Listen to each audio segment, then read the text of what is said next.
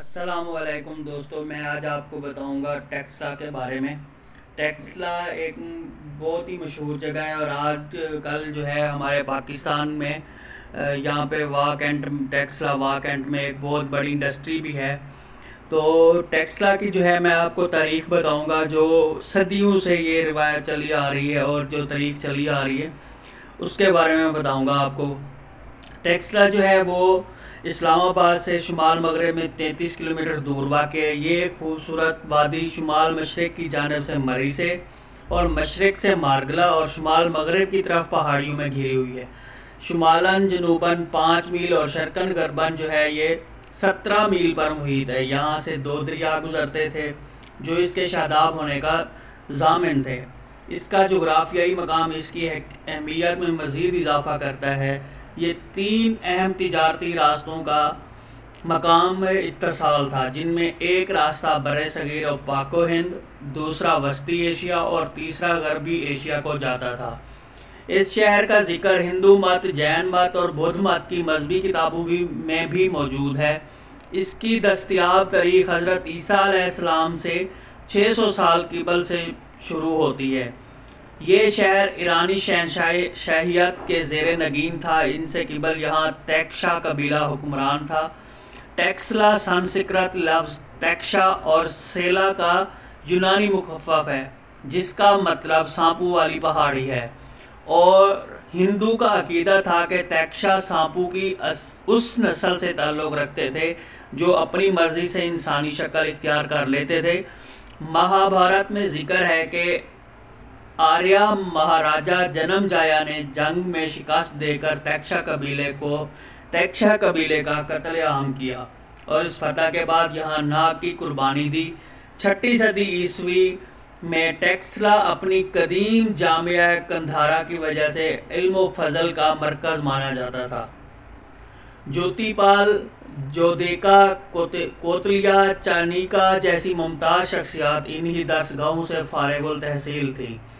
سکندر اعظم کی آمد کے موقع پر یہاں موریہ خاندان کا راجا امبھی حکمران تھا۔ اس نے مقابلہ کرنے کے بجائے سکندر کی مدارات کی اور شہر میں کئی عمارتیں سکندر کے لیے تعمیر کروائیں۔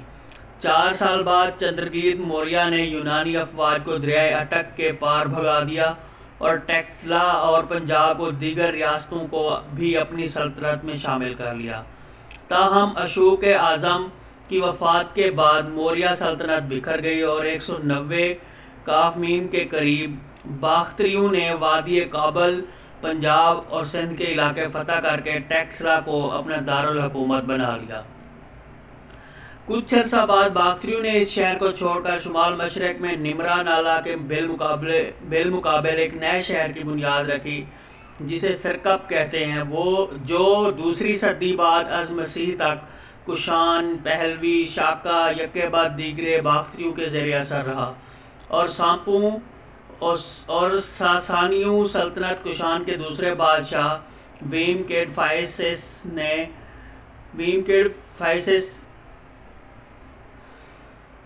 نے سرکپ شہر چھوڑ کر ایک تیسرا شمال مشرق میں 2 میل دور لنڈی نالے کے پار سکھ نام کا شہر بسا لیا، اور یہ شہر شایان کشان کے زیر اثر 5ویں ہندوستان پر حملہ آور وائٹ ہنس صدی بعد مسیح تک آباد رہا۔ 455 ب.م کے اواخر میں سفید ہن اور دوسرے شہروں کی طرح ٹیکسلا بھی اجاڑ دیا۔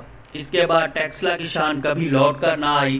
چینی سیاح ہیوو سانگ 7ویں صدی عیسوی میں یہاں آیا تو اس نے دیکھا ٹیکسلا سلطنت کشمیر کا صوبہ ہے، عبادت گاہیں تباہ برباد اور معاشی حالات جو ہیں وہ ابتر ہیں۔ تو بھیر ماؤنٹ ٹیکسلا کا پہلا شہر بھیر ماؤنٹ کے نام سے موسوم ہے۔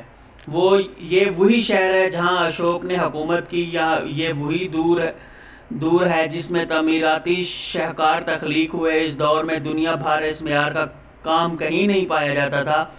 ماہر آثار قدیمہ سر جان مارشل اور بعد ازاں پاکستانی ماہرین نے اس شہر کا کچھ حصہ بازیافت کیا ہے۔ یہ شہر 600 میٹر شرقاً غرباً اور 1000 میٹر شمالاً جنوباً طویل تھا۔ اسے کچی اینٹوں، گارے اور لکڑی سے بنی انتہائی مضبوط فصیل کے ذریعے محفوظ کیا گیا۔ اس کی کاریگرانہ مہارت بے مثال ہے۔ ماہرین کا اندازہ ہے کہ یہ شہر 3 بار تباہ ہوا۔ سرکب دوسرا شہر تھا۔ دوسرا شہر سرکب باختری عہد میں تعمیر ہوا۔ اس کی تعمیر میں اعلیٰ یونانی جیومیٹریکل ذوق جھلکتا ہے۔ اس کی تعمیر سطح مرتفع پوٹوہار کو مد نظر رکھ کر کی گئی۔ علم الارضیات اور ان لوگوں کی نظر گہری تھی۔ زمین کا تہ در تہ اور باہم دیگر ہونا چند جدید ارضیاتی دریافتوں میں سے ہے جس سے وہ لوگ آشنا تھے۔ چنانچہ وہ ایک گہرا کنواں کھودتے جو پینے کے پانی کے لیے کھودے جانے والے کنووں سے زیادہ گہرا ہوتا تھا۔ دونوں کی گہرائی میں کم از کم 2 اراضی تہوں کا فاصلہ ہوتا تھا تاکہ دونوں پانی آپس میں نہ مل سکیں۔ اور دوسرا اہم کام اس میں یہ تھا کہ بے پیندے کے مٹکے اوپر تلے رکھ کر باہم جوڑ دیے جاتے تاکہ گندا پانی دائیں بائیں درمیانی سطح زمین سے صاف پانی کے کنووں کو آلودہ نہ کر پائے۔ یہ بے پیندے کے مٹکے ٹیکسلا کے عجائب گھر میں موجود ہیں۔ شہر خوبصورت مربعوں اور جیومیٹرک پرکشش ڈرائنگ سے مزین ہے۔ یہ شہر 200 کاف میم میں بنایا گیا۔ پورا شہر ایک فصیل کے ذریعے محفوظ کیا گیا تھا جو پتھروں سے بنائی گئی تھی۔ 21 فٹ چوڑی کے مسلسل وقفوں کے بعد نیم ڈھلوانی ستونوں سے دیوار کو مضبوط کیا گیا تھا۔ اس کے علاوہ شہر کی پشت پر موجود پہاڑ پر ایک پولیس چوکی اس حفاظتی نظام کو مزید مستحکم کرتی تھی۔ شہر کا نقشہ اس بات کا غماز ہے کہ یہ شہر کسی ماہرین پلانر کی کاوشوں کا ثمر ہے۔ شہر کے بیچوں بیچ ایک خاص چوڑی مرکزی شاہراہ ہے۔ دائیں بائیں گلیاں متناسب انداز سے بنائی گئی ہیں۔ ایک کمرہ چند انچ بلند، دوسرا نیچے اور تیسرا اس سے نیچے تعمیر کیا جاتا تھا تاکہ نکاسی آب میں ڈھلوان کی قوت کا استعمال کیا جا سکے۔ مرکزی شاہراہ پر ذرا آگے چل کر بازار آتا ہے، پھر اشرافیہ کا رہائشی علاقہ اور اس کے بعد بادشاہ کا محل اور بڑا مندر آتا ہے۔ یہ ایک سیکولر شہر تھا، اس میں آتش پرست بت پرست بدھ مت کے ماننے والے رہتے تھے۔ یہ بات دوہرے سروں والے عقاب کی مندر سے مترشح ہوتی ہے۔ یہ برِ صغیر میں اپنی نوعیت کا واحد مندر تھا جسے ہندو، ایرانی اور یونانی تینوں تہذیبوں کی دیوتا موجود ہیں۔ شہر کے مغربی حصہ میں دربار عام، محافظوں کی جگہ، دربار خاص اور رہائشی علاقے ہیں۔ خواتین کے کوارٹر کے ساتھ ایک چھوٹا سا مندر بنا ہوتا تھا۔ سب سے بڑا مندر مرکزی شاہراہ کے شرقی حصہ میں واقع ہے جو کہ ایک اونچے پلیٹ فارم پر بنایا گیا تھا۔ اس کے چہار طرف دالان تھے اور دیواروں کو مجسموں اور خوبصورت تصویروں سے مزین کیا گیا تھا۔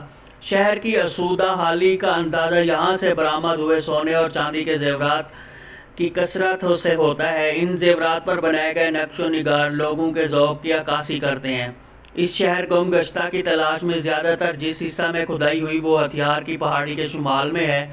بلائی سطح سے لے کر 23 فٹ کی گہرائی تک آثار کی مسلسل 7 تہیں دریافت ہوئی ہیں، یعنی 7 شہر اوپر تلے واقع ہیں۔ ان تہوں سے پتہ چلتا ہے کہ شہر 400 سال تک آباد رہا۔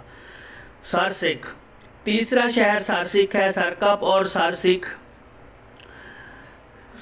اور سرسک کی وجہ سے تسمیہ اس علاقے کی لوک کہانیوں کو ایک کردار راجہ رسالو اور 7 شیطانوں سے منسوب کی جاتی ہے۔ 2 بھائی سرکب اور سرسک اس علاقے کے حکمران تھے۔ اس کی فصیل 18 فٹ موٹی ہے اور بھاری بھرکم نیم قومی کوسی ستونوں سے اس سے مزید مضبوط کیا گیا ہے۔ فصیل 4500 فٹ شرقاً غرباً، 3300 فٹ شمالاً جنوباً پیمائش کی گئی ہے۔ اس کی تعمیر بنیادی کردار عظیم کنشک نے ادا کیا۔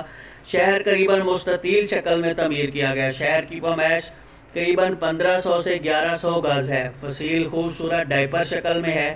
ابھی اس شہر کے یہی چند نوادرات دریافت ہو پائے ہیں۔ مشہور عبادت گاہ اور خانقاہیں مذکورہ بالا تینوں شہروں کے علاوہ ان شہروں کی طرف ایک وسیع رقبے پر بدھیوں، جینیوں اور آتش پرستوں کی عبادت گاہیں اور خانقاہیں بکھری ہوئی ہیں۔ ٹیکسلا پوری دنیا میں اپنے خوبصورت، ممتاز اور ممیز قسم کے عبادت گاہوں اور خانقاہوں کی وجہ سے مشہور ہے۔ قدیم زمانہ میں ٹیکسلا جین مت کا ایک اہم مرکز تھا اور اس مذہب کی عبادت گاہوں کے آثار یہاں جا بجا پھیلے ہوئے ہیں۔ ٹیکسلا کے ارد گرد پھیلے ہوئے چند اہم استوپ اور خانقاہیں: ادھرماریجیکا استوپ پاکستان میں موجود غالباً سب سے پرانا استوپ ہے اور عجائب گھر سے 2 میل جنوب مشرق میں واقع ہے۔ یہ مندر بدھا کی راکھ کو اثر نو تقسیم کرنے کے لیے موریہ خاندان کی مشہور بادشاہ اشوک اعظم نے تعمیر کیا تھا۔ اشوک کو بدھ مت کی خدمات کے عوض دھرما راجیکا کا خطاب ملا تھا۔ 1916 یا 18 میں دریافت کیا گیا گول استوپ، جس کا قطر 131 فٹ اور بلندی 45 فٹ ہے، پتھروں کی کاریگری کا شاہکار ہے۔ 3 بے میم کے زلزلے سے استوپ کا ناقابل اطلافی نقصان پہنچا تھا، جس میں کشان حکمرانوں نے اسے دوبارہ تعمیر کروایا اور اسے گوتم بدھ کی زندگی کے مختلف ادوار کی نمائندگی کرنے والے مجسموں سے مزین کیا۔ یہ استوپ گندھارا آرٹ کے شاہکار کا درجہ رکھتا ہے۔ جندیال مندر سرکب شہر کے شمال کی طرف ہے۔ اس کو غالباً یونانیوں نے تعمیر کیا تھا۔ جو یہاں آنے سے قبل آتش پرست تھے اسے یونانی فن کا بہتر نمونہ قرار دیا جاتا تھا۔ نمبر 3 موہڑا مرادو استوپ ٹیکسلا میوزیم کے شمال مشرق سے تقریباً 6 کلومیٹر پر واقع ہے۔ اس کے ساتھ خوبصورت خانگاہ بھی ہے، جس میں 27 حجرے مربع صورت اور ترتیب میں بنائے گئے ہیں، اور ایک مربع صحن اس کے بیچوں بیچ 16 فٹ اونچے صحن پر یہ استوپ بنایا گیا تھا، اور اس کے متصل ایک چھوٹا استوپ بھی ہے۔ 9ویں حجرے میں ایک 20 فٹ اونچی برجی پائی گئی ہے۔ یہ کسی بڑے بھکشو کی تپسیا کی جگہ تھی، اور اس کی عظمت کو سلام کرنے کے لیے یہ یادگار بنائی گئی تھی۔ اس کی یادگار نقل عجائب گھر میں رکھی ہوئی ہے۔ نمبر 4 جو ہے وہ ہے جولیا کا مندر۔ عجائب گھر سے 7 کلومیٹر شمال مشرق میں ایک پہاڑی کی چوٹی پر واقع، یہ 916 سے 17 میں دریافت ہوا۔ یہاں سے برآمد ہونے والے بدھ کے اکثر مجسمے پتھر، چونے اور جپسم سے بنے ہوئے ہیں۔ اس کے ساتھ ملک خان کہا ہے، اور اس سے منسلک باورچی خانے اور غسل خانے وغیرہ بہتر حالت میں ہیں۔ یہاں سے برہمی علامتی اور سنسکرت میں لکھی گئی تحریریں بھی برآمد ہوئیں۔ یہ تحریریں 5ویں صدی عیسوی سے تعلق رکھتی ہیں۔ نمبر 5 جو ہے وہ ہے کلاوان استوپ، دھرما راجیکا سے شمال کی طرف قریباً 1.5 میل کے فاصلے پر ہے۔ نمبر 6 جو ہے وہ ہے پیپلان استوپ۔ استوپ کے ہر طرف پیپل کے درخت تھے، جس سے اس کا یہ نام پڑ گیا۔ یہ 1923 اور 24 میں دریافت ہوا۔ یہ استوپ پہلوی دور یا ابتدائی کشان سے تعلق رکھتا ہے۔ یہ سرسک سے جنوب مشرق میں قریباً 2 میل کے فاصلے پر ہے۔ بھیمالا استوپ، یہ استوپ 1930 سے 31 میں دریافت ہوا۔ یہ سرسک سے شمال مشرق میں قریباً 5 میل کے فاصلے پر واقع ہے۔ ان کے علاوہ بھلڑا استوپ، کنالا استوپ اور اس کے ساتھ منسلک خانقاہ، قادر، موہڑا اور اخوری بھی قابل دید ہیں۔ زیادہ تر 5ویں صدی عیسوی کے دوران تعمیر کیے گئے تھے۔ نمبر 4 ٹیکسلا عجائب گھر۔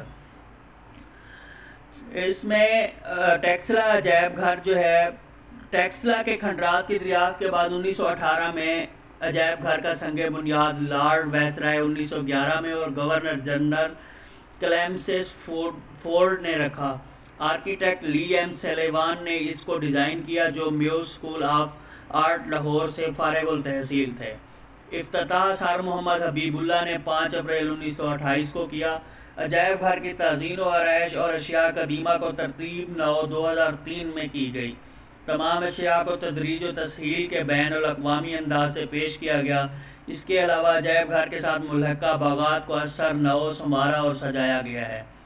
میوزیم کے پائیں باغ میں پیپل کا ایک درخت خاص طور سے سری لنکا سے لا کر لگایا گیا۔ اس درخت کی تخصیص یہ ہے کہ اس درخت کی ایک پھوٹ ہے، جس کے نیچے بیٹھ کر مہاتما بدھ نے نراوان حاصل کیا تھا۔ 2ویں صدی میں شہنشاہ اشوک کی لڑکی سنگا میتا اصل درخت کی ایک پھوٹ سیلون لے گئی تھی، جہاں انور ادھا پور کے شہر میں یہ پروان چڑھتا رہا۔ 12 دسمبر 1963 میں جب امر جنرل ایوب خان سیلون کے دورے پر گئے تو سیلون کے وزیر اعظم نے انہیں اس مقدس درخت کے پھوٹ تحفے میں دی تھی۔ ذوالفقار علی بھٹو نے ٹیکسلا کے عجائب گھر سے ملحقہ باغ میں یہ پودا اپنے ہاتھ سے لگایا تھا۔ بودھا کا نایاب مجسمہ جو برلن سے واپس لیا گیا۔ محکمہ آثار قدیمہ کے مطابق تمام آثار قدیمہ کو افادہ عام و خاص کے لیے تدریجاً صفحہ کرتاس پہ مرقوم محفوظ کرنے کے لیے ایک جامع منصوبہ بنایا گیا، جو اس وقت ٹیکسلا کے عجائب گھر میں محصور ہے۔ دوسرے مرحلے میں آثار قدیمہ کو دستاویزی شکل میں محفوظ کرنے اور شائع کرنے کا سلسلہ 1500 سے زیادہ قدیم استوپ، آثار اور نوادرات پر مشتمل ہے، جبکہ تیسرا مرحلہ 3000 سے زیادہ ٹیرا کوٹا کے نایاب آثار، 4000 سے زیادہ دھاتی نوادرات پر مبنی۔ محکمے نے بتایا کہ ان تمام کتابی مشمولات کو ضرورت اس لیے بھی ہے کہ ان کی غیر قانونی سمگلنگ کو روکا جائے۔ بین الاقوامی قوانین کے مطابق کوئی ملک نوادرات پر تحریری مواد کے ثبوت کے بغیر ان پر حق ملکیت کا دعویٰ نہیں کر سکتا۔ اس کی مثال بودھا کا وہ نایاب مجسمہ ہے جو برلن سے واپس حاصل کیا گیا، کیونکہ اس کو کتابی صورت میں محفوظ کر لیا گیا تھا۔ یہ مجسمہ وادی پشاور سے چوری ہوا تھا۔ انہوں نے بتایا کہ ایک کثیر تعداد میں ٹیکسلا آثار قدیمہ کے نوادرات کو اسٹور میں محفوظ کیا گیا اور بہت کم عجائب گھر کی زینت بنایا گیا۔ یہی صورتحال پشاور کے عجائب گھر میں بھی درپیش، جہاں 950 نوادرات افاد عامہ کے لیے رکھا گئے ہیں، جبکہ 4544 محفوظ خانے میں رکھے گئے ہیں۔ سوات کے عجائب گھر میں 151 نوادرات افاد عامہ کے لیے اور 329 محفوظ خانوں میں رکھے گئے ہیں۔ اتنی کثیر تعداد کے نوادرات کو منظر عام سے پوشیدہ رکھنے کی وجوہات یہ ہے کہ عجائب خانوں کی موجودہ وسعت اس کی متحمل نہیں ہے۔ تو یہ تھا میرے دوستوں ٹیکسلا کے بارے میں ایک دلچسپ کہانی، تاریخ اور اس کی ثقافت اور اس کی خوبصورتی۔ تو میرے دوستو، آپ سے میری گزارش ہے کہ میرا حوصلہ افزائی کے لیے میرے چینل کو سبسکرائب کریں، لائک کریں اور اس ویڈیو کو شیئر کریں، دنیا کو دکھائیں، پورے پاکستان کو بلکہ پوری دنیا کو اس ویڈیو کو دکھائیں کہ ہمارا پاکستان کیا ہے اور اس میں کیا کچھ ہے۔ تو اس کے ساتھ دوستو میں آپ سے اجازت چاہوں گا۔ اللہ حافظ۔